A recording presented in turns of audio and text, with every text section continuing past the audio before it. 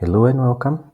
Today we shall learn how RSA encryption and decryption works using this machine on TryHackMe called Willow.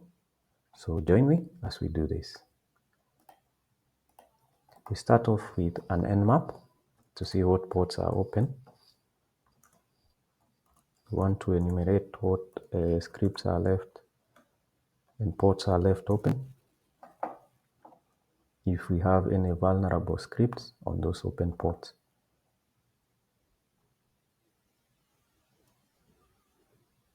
As that runs, maybe I can tell you, you create an account on TryHackMe, and then there are two ways to access TryHackMe.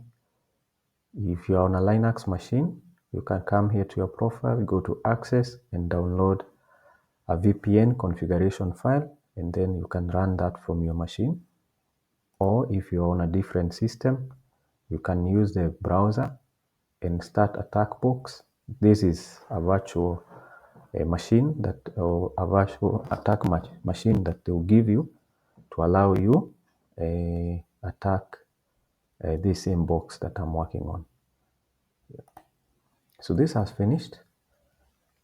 Of interest to us is port 22 SSH. And RSA encryption is what we are looking at today.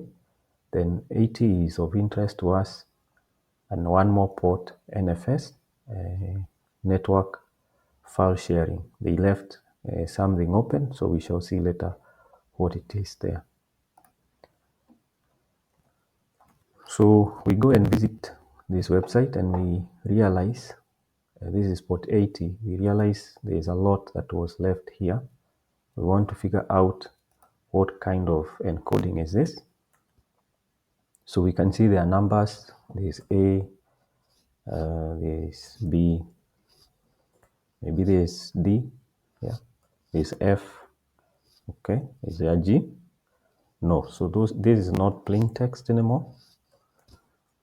This is most likely hexadecimal.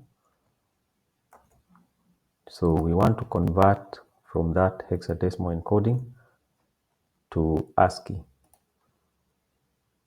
On converting, we find a lot of hints here. First of all, it's the username. So there is a username called Willow on this box, now we know. And then they tell us this is our SSH private key. You know where the decryption key is. So this is our SSH key, definitely, but still in numerical form. And we'll need to decrypt it for us to get the key and be able to access the machine. So what we shall do is go back here, find out, do we have any hint? And yes, they left us a link. And on visiting this link, you learn a lot how RSA works. So I'll go directly to what we are looking for. So it starts with 2 prime numbers. RSA key generation starts with 2 prime numbers. You can select them randomly. Basically, we can pick any 2 prime numbers and start working with that, though the computer will always pick a huge number. Now, we use these 2 to calculate a variable n and another one phi. So we want to see how do we do that.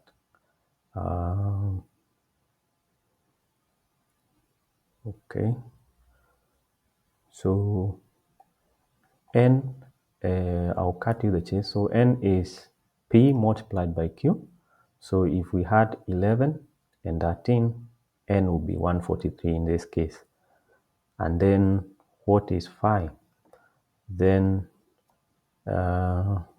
you can read along here. The phi would mean finding greatest common divisor of every number from 1 to 143. That is 1 to n. And taking count of how many times the GCD is 1. In other words, we are looking for numbers of integers between 1 and 143 that are co-prime to 143. So the phi we are looking for is also, it's a co-prime. So we will do the process we used above with 1 and 143, then 2 and 143. all the combinations all the way up to 142 and 143. The combinations that had a greatest common divisor of 1 would be our core prime values, and 5 would be the number of times this happened. Okay, so there's a simple formula to identify how many numbers are co-prime to 143. How many times that happens. So the simple formula here is p minus 1 multiplied by q minus 1. So phi in this case gives us 120. And finally, we will need two more things. One is the encryption key, and then finally the decryption key. So how do we get the encryption key? This one, the key should be greater than 2. Why 2? Because 1 is a prime number, so we are not taking 1. And then 2 is an even number, so we won't take 2. We want something greater than 2, but yet less than 5. That's how we get our E. So there's a simple script left here, and I'll show you. I have it locally.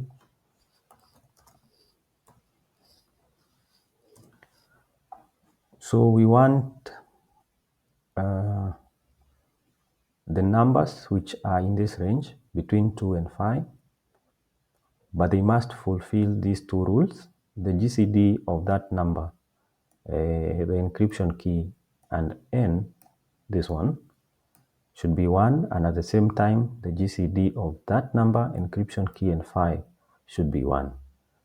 We run this script,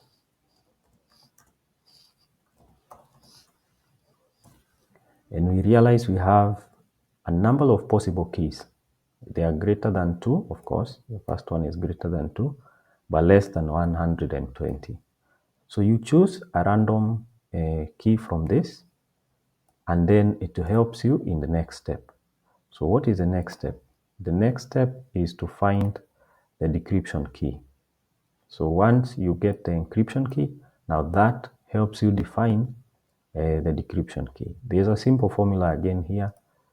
The decryption key multiplied by the encryption key, which we just defined above, modulus phi should be equals to 1.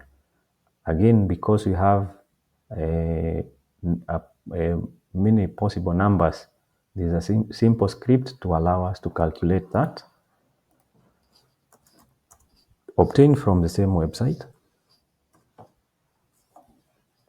So this time you have n as your variable, you have phi, you have the encryption key, and you want in the range of phi plus 1 and phi plus a random number if the decryption key multiplied by encryption key modulus phi equals 1. So if that will give us 1, then all those are possible decryption keys. Let us again run this one and see what we get. We have these possible numbers, and we can decide to pick any of them. So in this case, we pick 2, 2, 3. Now, why all this mathematics? This is why. So we need all this information. We need the P, we need all this, and this, and this, and that, because the format of the final keys looks like this. So we have public key, we have E here, we have N, we have D here, the decryption key that we choose, and we have N. Now that will be useful for us when we come to crack the numerical private key, when we come to decrypting it, rather. So let us see if we have more hints. And this time we want to look at what is mounted on this machine. So we get the IP address.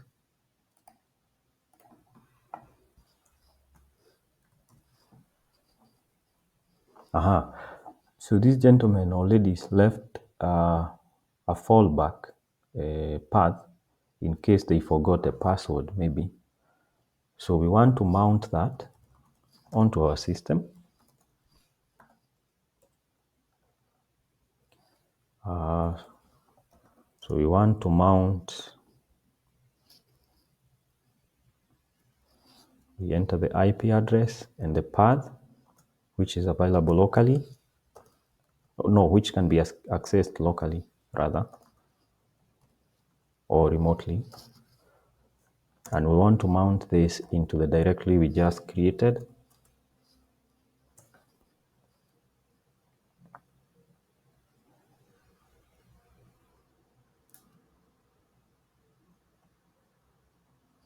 And now we may be able to see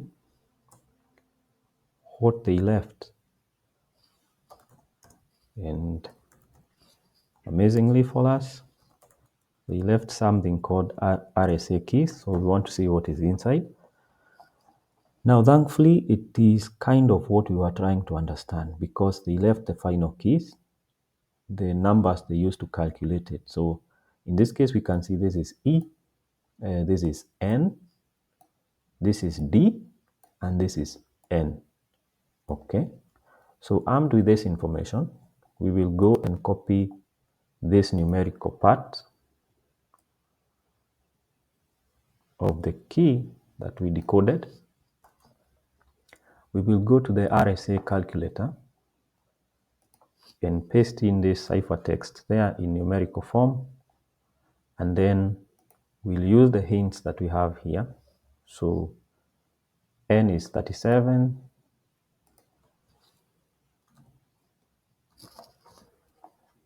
E is this one, while D is this one. So let's just verify that again. What is N? 37. So that looks good to me. Let's try to decrypt. And yeah, we have it right here. We are not interested in this decrypted message. Rather, we are interested in this key here. But as I copy it, you realize something there on top. We can't be able to log in with it because it's also password encrypted. But not a problem. We can try and crack that.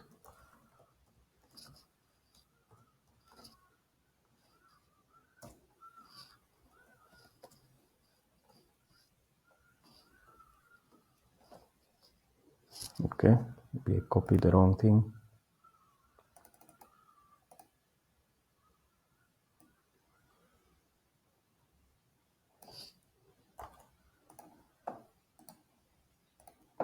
Okay, now we have it there. And for us to be able to proceed, first of all, we can see what we have.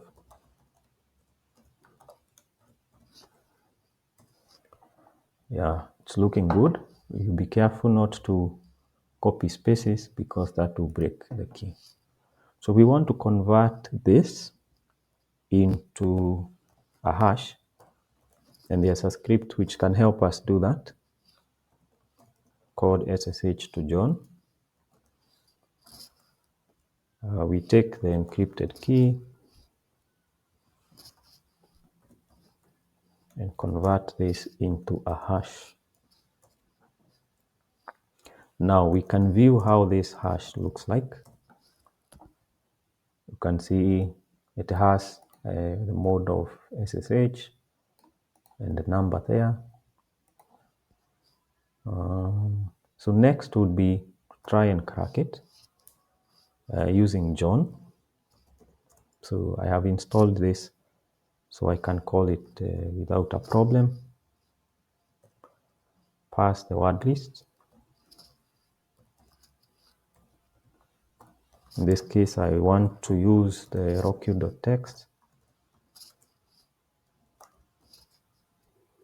and I want to pass the hash.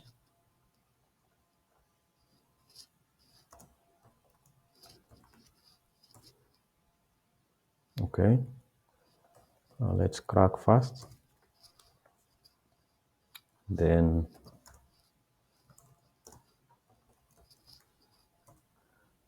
yeah, so we have the passphrase right there. This has been cracked before, that's why it didn't show. And the next step would be to make our key, change the permission and make it readable. That is done. And then now we can log in using this encrypted key.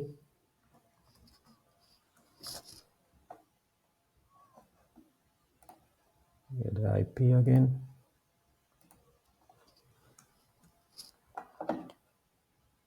And then when prompted, enter this passphrase.